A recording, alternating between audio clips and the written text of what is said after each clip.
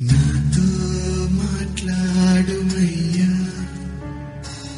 నన్ను దర్శించుమయ్యా. మన ప్రభువైన రక్షకుడైన యేసుక్రీస్తు పరిశుద్ధ నామములో మీ అందరికీ శుభములు తెలియజేయుచున్నాం. మీరందరూ ప్రభు యొక్క కృపను బట్టి క్షేమముగా ఉన్నారని ఆశిస్తూ ఉన్నాం. ఈరోజు బలపరిచే వాక్యము మత్తయి సువార్త 14వ అధ్యాయము 27వ వచనము. వెంటనే యేసు ధైర్యం తెచ్చుకొనుడి, నేనే, భయపడకుడని వారితో చెప్పగా, యేసుక్రీస్తు ప్రభువారు ధైర్యాన్ని తెలియజేస్తున్న విషయాన్ని, తన శిష్యులకు భయపడద్దని తెలియజేస్తున్న విషయాన్ని ఈ రోజున మనము జ్ఞాపకం చేసుకుంటూ ఉన్నాం. యేసుక్రీస్తు ప్రభువారు అద్భుతాలు, ఆశ్చర్యకార్యాలు జరిగించే దేవుడు. ఆయన మానవుని యొక్క భయాలను ఎరిగినవాడు, మానవుని యొక్క దుఃఖాన్ని ఎరిగినవాడు, మానవుని యొక్క ఒంటరితనాన్ని ఎరిగినవాడు. తన శిష్యులు భయముతో ఉన్నప్పుడు ఆయన వారి యొద్దకు వచ్చిన విషయాన్ని, వారిని ధైర్యపరిచిన విషయాన్ని ఈ రోజున మనము జ్ఞాపకం చేసుకుంటూ ఉన్నాం. యేసుక్రీస్తు ప్రభువారు జనసమూహాలను పంపివేసి శిష్యులతో దోణి ఎక్కి సరస్సు అద్దరికి బయలుదేరి వెళ్ళమని చెప్పాడు. తర్వాత ప్రార్థన చేసుకోవటానికి ఆయన కొండ మీదకి వెళ్ళాడు. సాయంకాలం అయినప్పుడు, అంటే సూర్యాస్తమయము తర్వాత ఆయన అక్కడ ఒంటరిగా ఉన్నాడు. శిష్యులు ప్రయాణమై వెళుతూ ఉన్నారు. వారితో యేసుక్రీస్తు ప్రభువారు లేరు. యేసుక్రీస్తు ప్రభువారు ఒంటరిగా ప్రార్థనలో గడిపినట్లుగా జ్ఞాపకం చేసుకుంటూ ఉన్నాం. అంతలో ఆ దోణి తీరానికి దూరముగా ఉన్నప్పుడు ఎదురుగాలి చెలరేగింది. అలలు ఎగసి దోణిని కొడుచుండగా పెద్ద తుఫాను వారిని ఆవరించి ఉన్నది. అలాంటి పరిస్థితుల్లో వాళ్ళు ఎంతగానో భయపడుతూ ఉన్నారు. ధైర్యాన్ని కోల్పోయిన స్థితిలో ఉన్నారు. ప్రాణాలు పోతాయేమన్నంత భయాన్ని కలిగి వారు ఉన్నట్లుగా మనము జ్ఞాపకం చేసుకుంటూ ఉన్నాం. యేసుక్రీస్తు ప్రభువారు వారి యొక్క స్థితిని ఎరిగి ఉన్నాడు. ఆయన వారి యొద్దకు సముద్రం మీద నడుస్తూ వచ్చినట్లుగా వాక్యము తెలియజేస్తున్నది. ఆయన సముద్రం మీద నడుచుకుంటూ వస్తున్నప్పుడు శిష్యులు భయముతో ఉన్నారు. యేసు ప్రభుని గుర్తుపట్టలేకపోయారు. భూతమని భావించి భయముతో కేకలు వేసినట్లుగా దేవుని యొక్క వాక్యము తెలియజేస్తున్నది. యేసుక్రీస్తు ప్రభువారు వారి భయాన్ని గ్రహించి, నేనే, భయపడకండని చక్కని మాటలు వారికి తెలియజేశాడు. వారికి ధైర్యాన్ని ఇచ్చినట్లుగా దేవుని యొక్క వాక్యము తెలియజేస్తున్నది. యేసు ప్రభువారి యొక్క స్వరాన్ని వారు విన్నారు. వాళ్ళు యేసు ప్రభువారి యొక్క స్వరాన్ని విన్నప్పుడు వారికి ధైర్యం వచ్చినది. ఇది మన సొంత అనుభవానికి ఎంత దగ్గరగా ఉంది. మనం కూడా తుఫాను వంటి పరిస్థితులకు తల్లడిల్లుతూ నిస్పృహలకు లోనై కలవరపడుతూ భయముతో ఉంటున్నప్పుడు యేసుక్రీస్తు ప్రభువారు దూరముగా ఉన్నట్లుగా అనిపిస్తూ ఉంటుంది. కానీ ఆయన మనకు దూరముగా ఉండడు. ఆయన మన కోసము ఎల్లకాలము ప్రార్థిస్తూనే ఉంటాడు. రాత్రి గాఢమైన చీకటిలో ఆయన అందుబాటులోనే ఉంటాడు. అయినా మనము తరచుగా భయముతో కేకలు వేస్తూ ఉంటాం.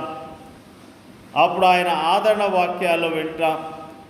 మన భయానికి కారణమైన ఆ అలలు ఆయన పాదాల కింద ఉన్నాయని జ్ఞాపకం చేసుకుందాం. వారికి బాగా తెలిసిన, వారిని ప్రేమించిన ఆ స్వరాన్ని పేతురు విన్నాడు. అతనిలోని ప్రేమ, ఆసక్తి పొంగి పొర్లింది. ప్రభువా, నీవే అయితే నీళ్లపై నడిచి నీ యొద్దకు వచ్చుటకు నాకు సెలవీయమని ఆయనను అడిగాడు. పేతురు మాటల్లోని నీవే అయితే అన్న మాటలు పెద్దవి చేసి దాన్ని అతని అల్ప విశ్వాసముగా చూడక ఆయన దగ్గరకు వెళ్ళటానికి సెలవిమ్మని విన్నపంలోని గొప్ప నమ్మకాన్ని మనము చూడాలి. యేసు ఆజ్ఞలు తనలో శక్తిని నింపుతాయని పేతురు విశ్వాసము. ఆయన ఆజ్ఞాపించిన ప్రతి దానికి తగిన శక్తి ఆయన మనకు అనుగ్రహిస్తాడు. యేసుక్రీస్తు ప్రభువారు పేతుర్ని నేల మీద నడుచుకుంటూ రమ్మని పలికినట్లుగా మనము జ్ఞాపకం చేసుకుంటూ ఉన్నాం. పేతురు యేసుక్రీస్తు వారి వైపు చూస్తూ నీటి మీద నడవటం మొదలుపెట్టాడు. యేసు వైపు తన దృష్టిని ఉంచినంతసేపు చక్కగా నడవగలిగాడు. ఎప్పుడైతే తన దృష్టిని ప్రక్కకు మరలించాడో అతని జీవితంలో అవిశ్వాసం కలిగింది. నీటిలో మునిగిపోవటం మొదలుపెట్టాడు. ఆ సమయంలో పేతురు భయముతో ప్రభువా, నన్ను రక్షించు అని కేకలు పెట్టాడు. వెంటనే ప్రభు తన చెయ్యి చాచి అతన్ని పట్టుకొని అతని అల్ప విశ్వాసానికి అతన్ని గద్దించాడు. అతని దోణి దగ్గరకు తీసుకుని వచ్చాడు. యేసు దోణిలో అడుగు పెట్టగానే గాలి అణిగిపోయింది.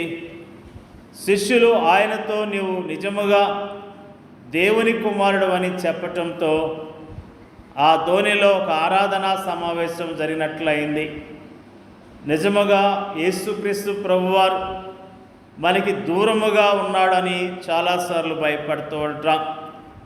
యేసు ప్రభువారిని మన జీవితాల్లో ఎప్పుడైతే చేర్చుకుంటామో, ఎప్పుడైతే ఆయనందు స్థిరమైన విశ్వాసం ఉంచుతామో, మన జీవితంలో ఉన్న తుఫానులు వెళ్ళిపోయి నెమ్మదిని ఆయన కలిగిస్తాడు, సమాధానాన్ని కలిగిస్తాడు, ఆదరణ ఇస్తాడు.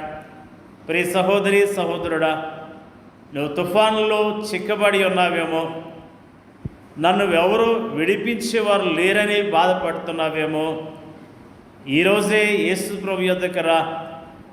ఆయన్ని జీవితంలో చేర్చుకో. ఆయనందు విశ్వాసం ఉంచుము. ఆయన నీకున్న తుఫాన్లు తొలగించి నీ జీవితంలో నెమ్మది, సంతోషము, సమాధానం ఇవ్వటానికి ఆయన సిద్ధముగా ఉన్నాడు. ప్రభు మీద ఆధారపడదాం. ప్రభు యందు విశ్వాసం ఉంచుదాం.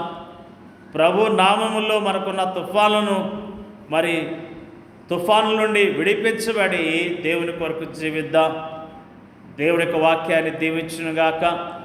పరిశుద్ధులైన మా తండ్రి, నీకు వందనాలు, స్తోత్రాలు. ప్రభువా, నీవు ప్రేమించే ప్రజలను విడిచిపెట్టే దేవుడు కాదన్న విషయాన్ని మాకు తేటగా తెలియజేసిన విధానం బట్టి నీకు వందనాలు తెలియజేస్తూ ఉన్నా. ప్రభువా, శిష్యులు ఆ తుఫానులో చిక్కుకున్నప్పుడు ప్రభువా, మీరు అక్కడికి వచ్చి వారికి ధైర్యాన్ని ఇచ్చిన విషయాన్ని మాకు తేటగా జ్ఞాపకం చేసినందుకు నీకు వందనాలు. వారికి ధైర్యాన్ని ఇచ్చావు, వారికి నెమ్మదినిచ్చావు, వారికి సంతోషాన్ని ఇచ్చావు, వారికి కాపుదలు ఇచ్చిన విషయాన్ని బట్టి నీకు వందనాలు తెలియజేస్తూ ఉన్నాం.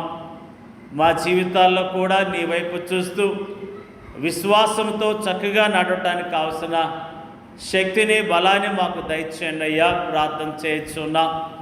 వాక్యం వింటున్న వారందరినీ జ్ఞాపకం చేసుకోండి. వారి కుటుంబాలను దీవించండి. వారికి ఉన్న అవసరాలు మీరు తీర్చండి అయ్యా. ప్రార్థన చేయించున్నా. రకరకాల తుఫాన్లు చిక్కుకొని అయ్యా పడి ఉన్న బిడ్డలు మీరు జ్ఞాపకం చేసుకోండి అయ్యా. ఆ తుఫాన్ నుంచి వారిని విడిపించి వారిని ప్రభువా బలపరచండి అయ్యా. వారిని ఆదరించమని ప్రార్థన చేయించున్నాం. మా దేశంలో ఉన్న క్రైస్తవులను జ్ఞాపకం చేసుకోండి, ఒక్కొక్కరిని బలపరచండి, ధైర్యపరచండి. నీ కొరకు యోగ్యంగా బ్రతకడానికి మీరే సహాయం చేయండి అయ్యా. నీకు వందనాలు తెలియజేస్తున్నాం. మాకు ఇచ్చిన చక్కని వాక్యాన్ని బట్టి వందనాలు తెలియజేస్తూ మా ప్రార్థన అంగీకరించమని యేసుక్రీస్తు నామములో అడిగి వేడుకొంచున్నాం తండ్రి. ఆమేన్.